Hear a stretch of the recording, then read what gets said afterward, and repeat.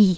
پیکان، اولین خودروی تولید انبوه ایران، نه فقط یک وسیله نقلیه بلکه نماد یک دوران بود. موتور 1600 سی با صدایی خاص روشن میشد، موتوری که با وجود ساده بودن دوام بالایی داشت و با اندک دانش مکانیکی کنار جاده هم تعمیر میشد. گیربکس 4 سرعتش بدون هیچ کمکی از تکنولوژی‌های مدرن حس واقعی رانندگی رو منتقل می‌کرد. سیستم تعلیق عقب و نربرگی اگرچه خشک بود ولی توانایی تحمل بار بالا رو داشت.